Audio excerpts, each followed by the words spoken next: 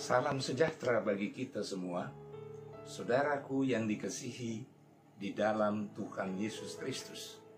Memasuki Minggu Prapaskah yang kedua, mari kita siapkan hati kita untuk membaca kitab suci yang terambil dari kitab Ratapan pasal 1 ayat 1 sampai dengan 17. Mari kita mohon pimpinan Roh Kudus. Kita berdoa. Allah Bapa yang Maha Kuasa di dalam Tuhan Yesus Kristus, kami merindukan firman-Mu, dan kami percaya bahwa di dalam Kristus Tuhan menuntun kami sehingga kami ada dalam persekutuan dengan Tuhan. Kami beroleh sukacita dan damai sejahtera. Oleh karena itu, dalam kuasa Roh Kudus, tuntunlah kami memberitakan firman Allah. Berikanlah hikmat dan pengertian bagi kami, sehingga firman yang kami dengar, kami lakukan dalam hidup kami sebagai orang percaya, terlebih ketika kami menghadapi pergumulan zaman ini. Terima kasih Tuhan Yesus, bersabdalah. Amin. Saudaraku yang dikasihi di dalam Tuhan Yesus Kristus, tangisan terjadi di seluruh dunia. Di sana sini orang meratap. Seorang istri menatap suaminya dari kejauhan. Itulah tatapan akhir, dan ia pergi untuk selama-lamanya menghadap Sang Pencipta. Seorang anak memandang ibunya, ia rindu belayan. Namun semua berakhir dengan derai air mata. Sungguh sangat pedih dan pilu. Kejamnya luar biasa situasi kondisi yang sedang terjadi. Itulah yang kita alami saat ini. Saudaraku yang dikasihi Tuhan Yesus Kristus, dalam menghadapi kenyataan sekarang ini, kita berusaha membentengi diri kita, meningkatkan daya tahan tubuh melalui segala cara. Setiap hari ada berita baru sebagai solusi supaya kita jadi sehat, kuat. Tidak salah usaha-usaha itu untuk kita saling menolong dan saling membantu, menguatkan secara fisik. Tetapi dalam keluarga kita boleh berteduh diri sejenak, pandang dalam penghayatan iman bahwa ada kuasa yang melampaui segala akal kita, yaitu Tuhan, Sang Pemberi hidup dan kekuatan. Lalu kita bercermin pada firman-Nya. Saudaraku, ratapan yang terjadi di Yehuda sangat dalam karena kehidupan yang lulu lantak,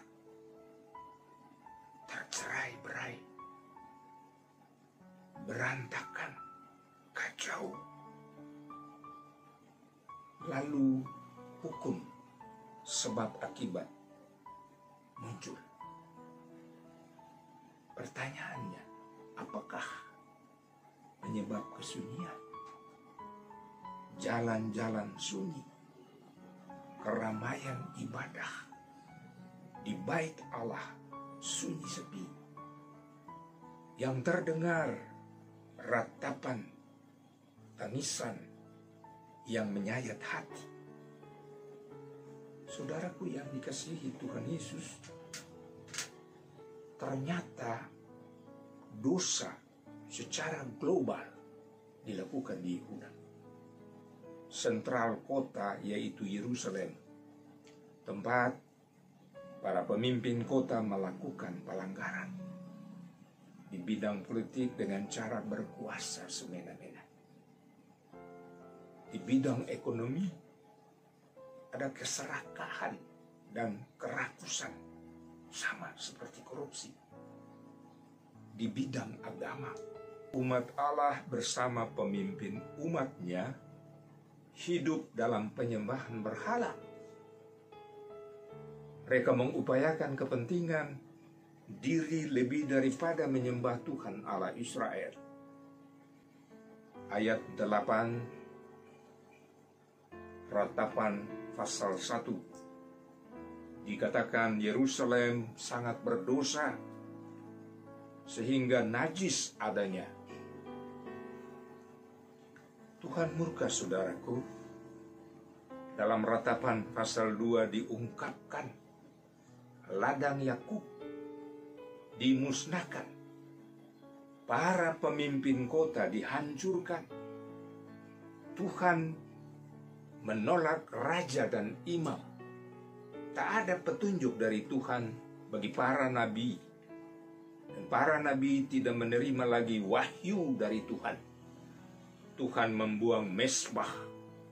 Tuhan meninggalkan tempat kudus. Saudaraku yang dikasihi Tuhan Yesus, Bait Allah adalah lambang atau simbol kehadiran Tuhan. Kini runtuh, hancur. Tanda Tuhan Allah Israel meninggalkan umatnya. Tuhan memakai bangsa lain, Babel, untuk menghukum Yehuda, Yerusalem, menghukum umatnya. Itulah suasana pedih dan sunyi. Semua terjadi karena umat tidak peduli. Hidup acuh tak acuh dan jauh dari Tuhan.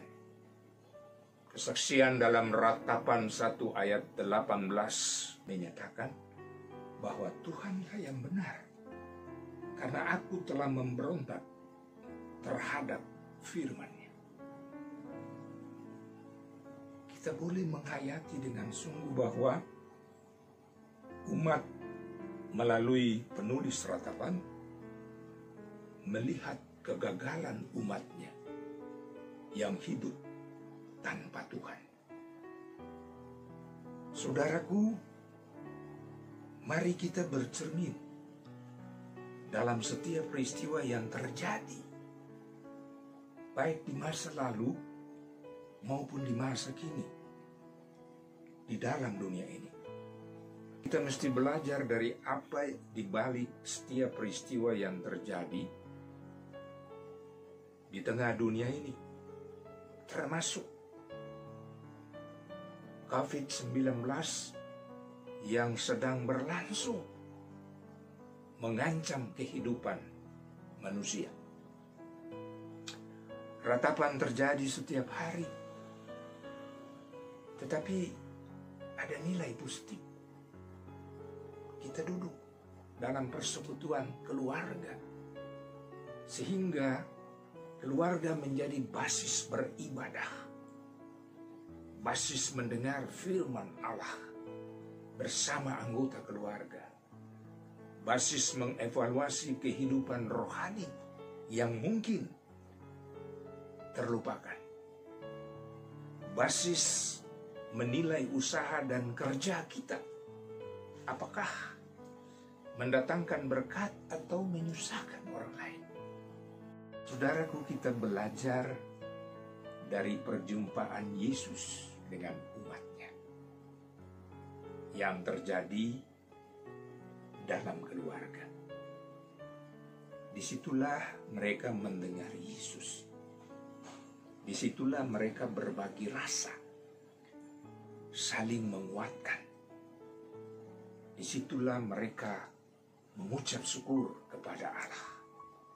Saudaraku yang dikasihi dalam Tuhan Yesus Kristus, wabah, penyakit, virus bukan peristiwa yang baru dalam dunia ini. Bahkan dalam Alkitab, ketika Allah menghukum umatnya, Ia mendatangkan penyakit sampar. Menurut kesaksian kitab 2 Samuel pasal 24 ayat 15 mengungkapkan, jadi Tuhan mendatangkan penyakit sampar kepada orang Israel dari pagi hari sampai waktu yang ditetapkan. Maka matilah dari antara bangsa itu, dari Dan sampai Berseba, 70.000 orang. Kita sadar, saudara, bahwa ada tindakan Tuhan yang dahsyat terhadap perlakuan umat atau dunia, sehingga kita harus mengoreksi diri secara bersama berdasarkan firman Tuhan. Tuhan Yesus pada minggu Prapaskah sesungguhnya telah memulihkan umatnya dan dunia ini supaya kita hidup dalam kesetiaan total. Di saat seperti ini kita berupaya dengan segala cara untuk mengantisipasi semua yang terjadi dalam kehidupan kita. Semua cara yang ditawarkan untuk sebuah pemulihan baik adanya. Sebab Tuhan memberi hikmat dan pengetahuan untuk kita berjuang mencari jalan keluar atas pergumulan hidup. Namun, jangan lupa, kata Yesus, firman membuat engkau tidak lapar dan tidak haus selama-lamanya. Firman menguatkan hati dan pikiranmu sehingga engkau dapat teguh bertahan. Dalam pengharapan mesti ada ratapan. Firman Tuhan menguatkan hati dan pikiranmu sehingga engkau dapat teguh bertahan dalam pengharapan meskipun ada ratapan.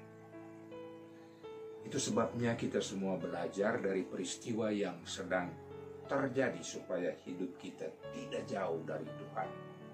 Kita harus berani dan tulus mengaku bahwa Tuhanlah yang benar. Dan akulah yang salah. Akulah yang suka memberontak terhadap firman Tuhan, agar Tuhan memulihkan keadaan kita. Saudaraku yang dikasihi dalam Tuhan Yesus Kristus, berdoa dan berjaga adalah tugas orang percaya.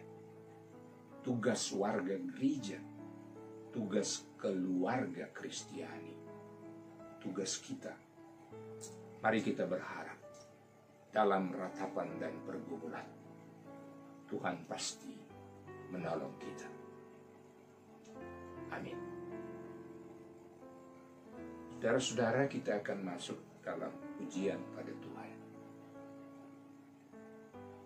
Bapak, Ibu, Saudara yang dikasihi dalam Tuhan Yesus Kristus, pergilah dalam damai sejahtera, lakukanlah firman Allah yang telah didengar. Arahkanlah hati dan pikiran kepada Tuhan, dan terimalah berkat-Nya. Tuhan memberkati engkau dan melindungi engkau. Tuhan menyinari engkau dengan wajah-Nya dan memberi engkau kasih karunia. Tuhan menghadapkan wajah-Nya kepadamu dan memberi engkau damai sejahtera. Amin.